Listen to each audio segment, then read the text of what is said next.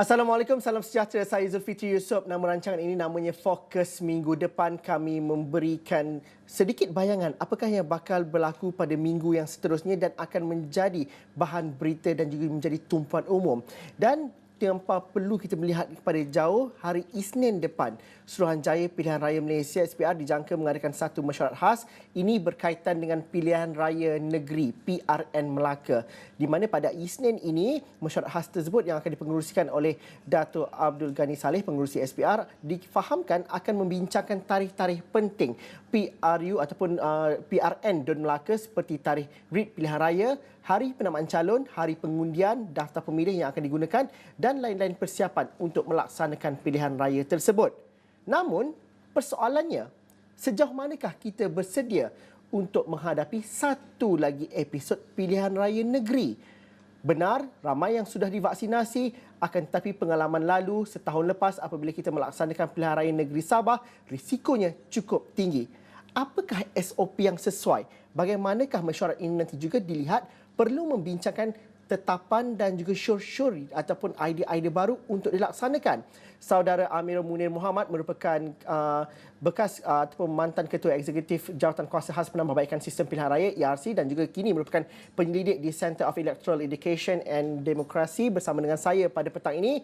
Saudara Amirul, bagaimana kita melihat PRN Melaka yang bakal diadakan, tarikhnya akan diumumkan nanti dalam mesyuarat pada Isnin depan, perlu mengambil kira cara proses pilihan raya yang baru, yang lebih selamat. Selamat adalah kata kuncinya. Ini bukan lagi satu perjalanan pilihan raya seperti dahulu. Raya itu diraikan. Tapi jaminan keselamatan nyawa rakyat, bagaimanakah kempen itu dilakukan dengan menetapkan dan juga mengambil kira norma baharu yang perlu dialami pada hari ini. Adakah itu mampu dilakukan oleh SPR nanti? Terima kasih Zul. Jawapan ringkas saya adalah ya, SPR mampu untuk mengadakan pilihan raya yang selamat untuk semua. Dan pilihan raya dalam musim pandemik COVID-19 ini bukanlah satu perkara yang baru. Kita dah ada bermula di Chini, kemudian di Slim dan PRN Sabah pada tahun lepas. Namun pada masa tersebut SOP berkaitan dengan pengurusan COVID masih berjalan dan kita kini pada saat ini dengan vaksinasi kita dah melebihi 80% dan pergerakan lebih bebas, saya rasa kita boleh menjalankan pilihan raya negeri Melaka ni dengan baik. Namun apa yang saya ingin tekankan di sini bahawa COVID bukanlah satu perkara yang kita boleh ambil ringan. Kita janganlah janganlah kerana kita merayakan demokrasi sehingga kita menyebabkan lebih merebak lagi COVID, kerana COVID is there.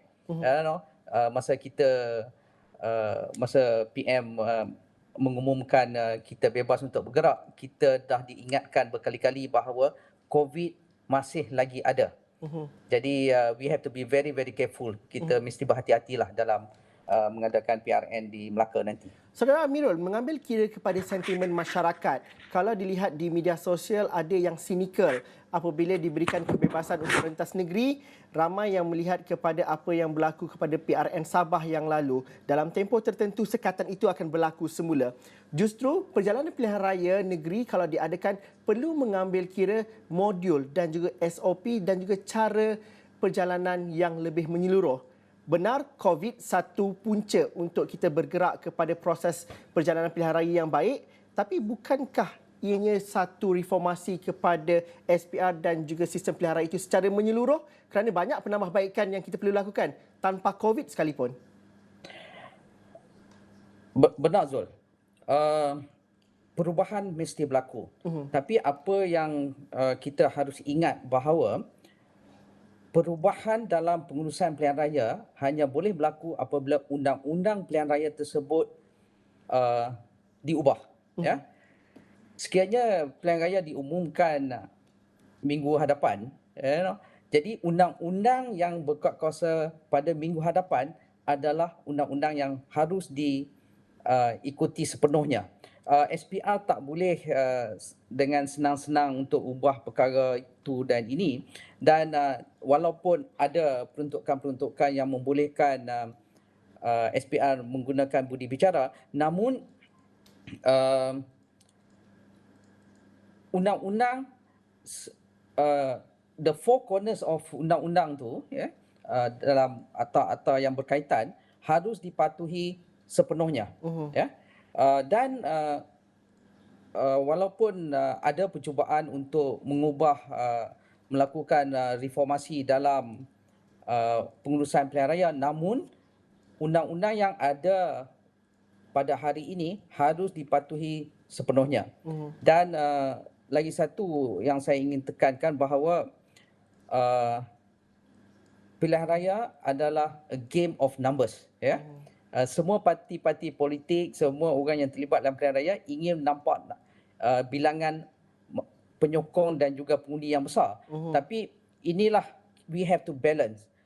Bagi saya, kalau pilihan raya di Melaka tu, kita biarkanlah pada orang di Melaka sahaja yang menguruskan. Kita dah nampak apa yang berlaku di PRN Sabah pada tahun lepas, apabila penyokong daripada Semenanjung pergi berduyun-duyun ke Sabah dan balik dengan COVID. Jadi perkara-perkara ini harus kita tekankanlah, dan walaupun agak sukar untuk penyokong-penyokong politik untuk tidak hadir di kawasan pilihan raya, terutama pilihan raya negeri begini, tapi kita haruslah mengambil berat berkaitan dengan COVID, walaupun ramai daripada kita telah mendapat vaksinasi yang secukupnya. Saudara Amirul, apabila Saudara Amirul mengatakan bahawa biarlah orang Melaka sahaja menguruskan pilihan raya negeri di negeri Melaka, orang-orang politik Melaka sahaja yang bekerja, tak perlulah jentera-jentera dari seluruh Malaysia untuk turun, maksudnya itu tidak perlukan satu pindaan undang-undang daripada SPR. Pematuhan itu bukankah boleh dilakukan di peringkat parti saja? Adakah benar apa yang saya katakan ini? Benar, Zul. Itu yang saya ingin tekankan di sini, bahawa walaupun undang-undang itu undang-undang lah, tapi undang-undang harus ditegakkan dengan pemikiran, dengan pemikiran, dengan pertimbangan yang sewajarnya.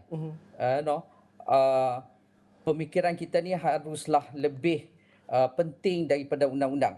Walaupun kita dah bebas bergerak ni, kita dah boleh, kalau saya boleh balik ke Johor, kenapa saya tak boleh singgah di Melaka? Jadi saya rasa saya selalu ingin tekankan bahawa apa perubahan yang saya boleh buat di Melaka dengan kehadiran saya di Melaka. Kalau kehadiran saya di Melaka itu tidak memberikan sebarang perubahan kepada landscape politik di Melaka, saya rasa tak perlulah kita kita ke Melaka. So itulah undang-undang satu hal, tapi pemikiran kita yang lebih matang dan lebih mementingkan kesejahteraan rakyat itu harus dititik beratkan. Saudara Amirul, banyak juga cadangan yang diberikan dan juga mengambil praktis yang baik juga di luar negara. Dalam masa pandemik ini, beberapa buah negara terdekat Singapura, Korea Selatan, New Zealand mengadakan pilihan raya. Malah Amerika Syarikat juga melakukan pilihan raya ketika pandemik. Banyak idea baru yang dipraktiskan dan juga dilakukan. Ramai juga yang mengatakan bahawa kita perlu bergerak kepada perjalanan pilihan raya seperti e-voting dan juga lebih banyak undi pos dilakukan. Namun, mengapa itu sukar untuk dilaksanakan pada ketika ini? Kerana Saudara Amirul telah mengatakan bahawa SPR ada kuasa yang terhad untuk melakukan cara-cara yang kita maksudkan ini. Justru di mana kita perlu bergerak dan juga perlu memulakan pelaksanaan idea-idea baru yang lebih selamat ini dan juga lebih realistik untuk masa akan datang? Macam saya katakan tadi, selagi undang-undang tidak diubah, selagi itulah SPR hanya boleh menggunakan undang-undang sedia ada. SPR tak boleh, let's try this thing. Tak boleh. Namun ada beberapa perkara tadi Zul ada sebut berkaitan dengan Unipos. Unipos ni sebenarnya dalam takrifan saya, SPR mempunyai kuasa untuk membesarkan kategori pengundi pos. Ya. Sekarang ni kita ada 9 kategori dalam undi pos dan kategori ini boleh diperluaskan. Jadi cadangan telah dibuat. Saya yakin cadangan tersebut sedang diperhalusi oleh bukan hanya SPR, malah kerajaan sendiri. Ya. So inilah perkara-perkara dan kita kena balik kepada fungsi asas SPR. SPR harus sekarang ni lebih agresif untuk memaklumkan berkaitan lebih terbuka mengenai pengurusan pilihan raya dan sebagainya. So kita kena lebih terbukalah bagi saya. Tadi Zul juga ada sebut berkaitan dengan e-voting. Ya. E-voting ni untuk memudahkan orang mengundi tanpa harus hadir di pusat-pusat mengundi. Bagi saya secara peribadi, saya rasa kita ni sebenarnya kita tidak ada masalah untuk keluar mengundi. Ya. Kita tak ada masalah, kita boleh keluar mengundi dan kalau kita tengok peratusan keluar mengundi di Malaysia ni besar sebenarnya. Average 73-74% daripada tahun 59. Besar. Dan untuk keluar mengundi itu tak ada masalah. Dan sekiranya kita ingin memperkenalkan e-voting, infrastruktur ataupun platform untuk mengadakan e-voting itu satu proses yang cukup besar. Cukup besar. Kerana e-voting akan boleh melibatkan keabsahan or legitimacy kerajaan yang dipilih. Apa yang kita perlu adalah seorang kata, saya boleh hack sistem e-voting ni dan keseluruhan pilihan raya yang kita lakukan tu dah dipertikaikan. Jadi kita tak mampu untuk alami perkara-perkara tu. Bagi saya e-voting bukanlah satu prioriti walaupun saya yakin satu masa nanti kita akan ada e-voting di negara ini, tapi bukanlah satu prioriti yang besar. Banyak negara-negara lain yang gunakan macam Zul mention tadi, New Zealand, mana lagi, South Korea, Singapura. Walaupun dalam keadaan COVID mereka semua boleh keluar mengundi tanpa masalah, sekiranya semua orang patuh kepada SOP yang ditetapkan oleh pihak pengurusan pilihan raya. Dan disiplin itu bukan sahaja di kalangan pengundi, tetapi di kalangan parti-parti dan juga calon yang berpolitik juga. Betul tu, Zul. Okey, Saudara Mir, terima kasih kerana bersama dengan kami dalam Fokus minggu depan. Jika ada masa, kita akan hubungi lagi Saudara Amir untuk kita melihat kerana proses perjalanan demokrasi dan juga proses pilihan raya ini perlu dilihat dan juga perlu dibincangkan dalam kerangka yang selamat untuk semua dan bagaimana kita menuju ke arah itu yang kita perlu bincangkan. Kami berhenti lihat seketika dahulu. Selepas ini kita akan berbincang, sekarang ini cuti hujung minggu yang panjang. Dah boleh merentas negeri, pelancongan sudah bermula, tapi adakah semua mereka yang terlibat dalam sektor pelancongan ini mendapat manfaatnya? Itu kita bincang sebentar lagi.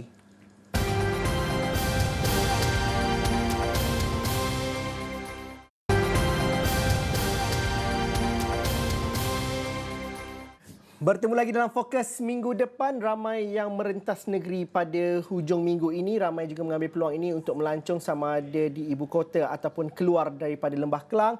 Tapi adakah benar industri pelancongan dan juga pemain dalam industri pelancongan sudah mula mendapat impak yang positif? Saya ingin bersama dengan Puan Sarah Iqbal, merupakan pemandu pelancong, dan juga saya difahamkan Puan Sarah adalah seorang yang mengatur atau menguruskan ejen untuk pergi ke luar negara. Assalamualaikum, selamat petang Puan Sarah, apa khabar? Waalaikumsalam, Alhamdulillah sihat. Adakah tempoh pandemik ini sudah pasti memberikan kesan yang cukup besar kepada mata pencarian? Namun apabila boleh dah rentas negeri, boleh rentas negara, tetapi mungkin ramai yang tak dapat bayangkan. Adakah sudah pulih pemain-pemain industri seperti pemandu pelancong seperti Puan Sarah? Sebenarnya pandemik memang mainkan peranan yang besar dalam income kami sebagai pemandu pelancong. Ramai daripada pemandu pelancong kami ni telah divert ataupun telah bertukar kerja. Ada yang jadi security guard pun ada yang bawa food panda, ada yang buka kedai runcit, macam-macam lah. Alhamdulillah dengan bukanya domestik ni nampak cahaya sikit, tetapi kita sebagai rakyat Malaysia dalam pandemik ni bila kita nak berjalan sekarang sudah tentu kita tak nak berjalan dalam kumpulan yang ramai. Jadi bila tak berjalan dalam kumpulan yang ramai, pemandu pelancong masih tidak diperlukan. Sebab pemandu pelancong hanya diperlukan sekiranya kita ada bas persiaran, kita naik bas persiaran ataupun lebih daripada 7 orang. Itu pun menggunakan van persiaran. Jadi sekiranya tidak ada berlaku senario ini, jadi khidmat kami masih tidak diperlukan. Dan adakah khidmat pemandu pelancong popular di kalangan pelancong domestik kerana ramai yang kata, oh saya kalau pergi ke Pulau Pinang, pergi ke Mersing, saya pergilah sendiri, kenapa perlukan khidmat pemandu pelancong? Jadi apa peluang dan juga potensi yang ada yang boleh dicipta pada ketika ini sebenarnya? Selalunya apa yang kami lakukan adalah tempat-tempat tertentu seperti Taman Negara contohnya. Ya, Taman Negara memang khidmat pemandu pelancong diperlukan sebab walaupun boleh pergi sendiri tapi ada banyak prosedur-prosedur yang pemandu pelancong saja yang boleh settlekan, yang boleh usahakan supaya pelancong itu mendapat kepuasan bila pergi ke Taman Negara contohnya. Dan juga kalau tanya saya, memang kita boleh pergi ke banyak tempat sendiri sebab negara kita kan, negara Malaysia kan, apa yang susah sangat, kita pun orang sini, kita boleh pergi. Tetapi dengan adanya pemandu pelancong, kita dapat cover ataupun kita dapat kepuasan yang lebih sebab otak kita adalah macam otak kita tak perlu fikir banyak.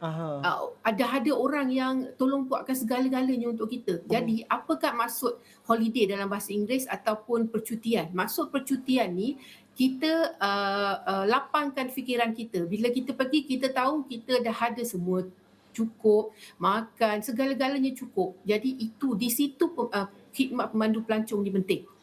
Kalau kita pergi sendiri, kita buat sendiri, bukanlah pada saya, pendapat saya.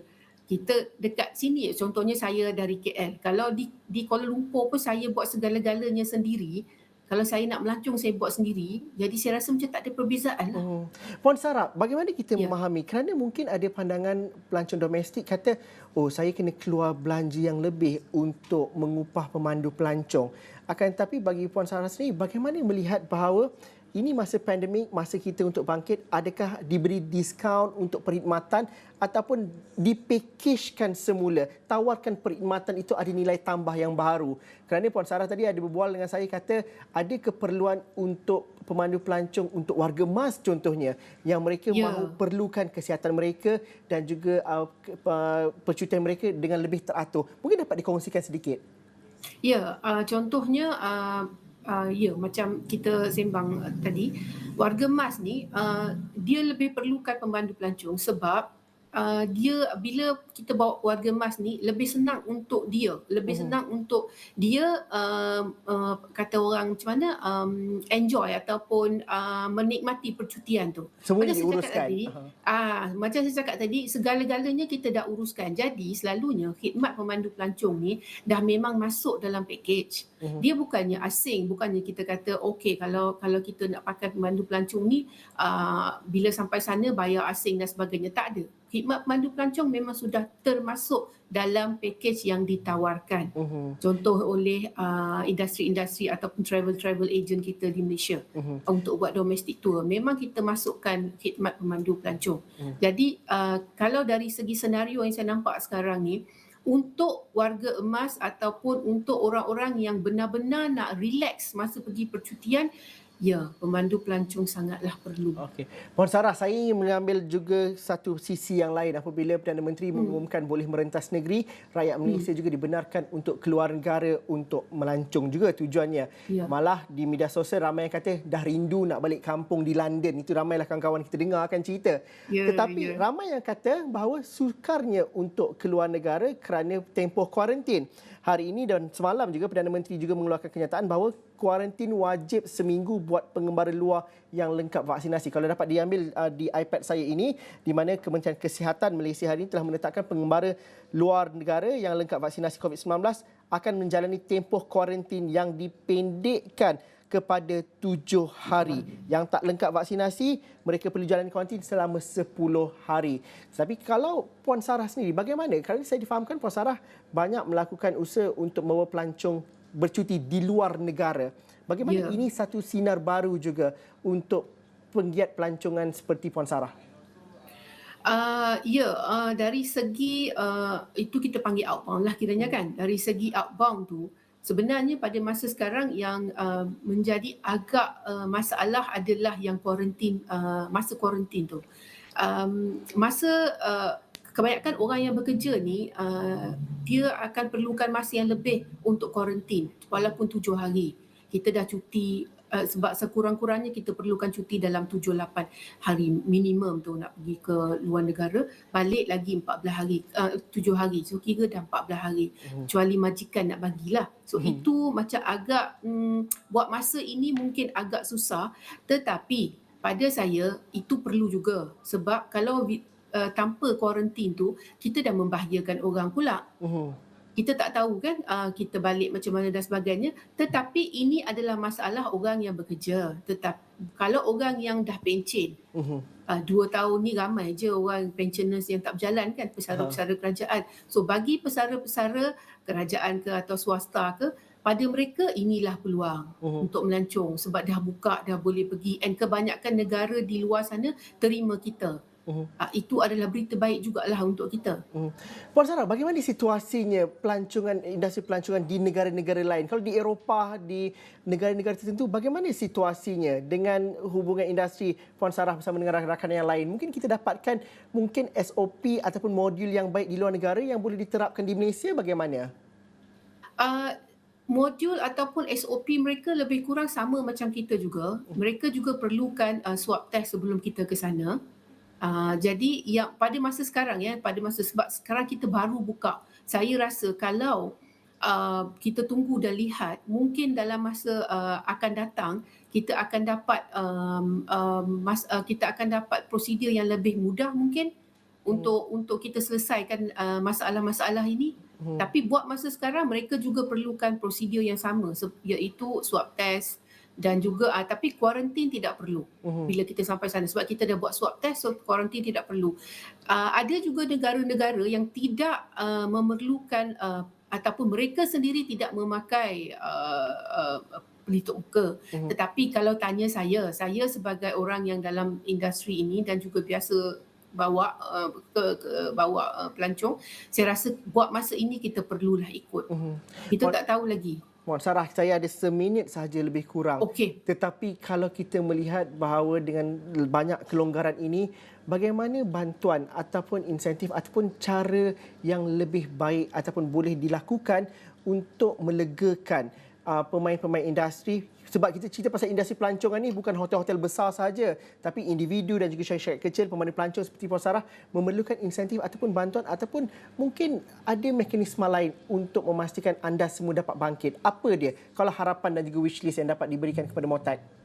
Okey, kami berharap sekiranya buat masa sekarang ni dalam keadaan pandemik ni, kalau boleh setiap pelancong yang akan ke mana-mana dalam domestik, kita ambil domestik ya, setiap pelancong yang ke mana-mana dalam negara kita sekalipun diharapkan dapat memakai khidmat pemandu pelancong.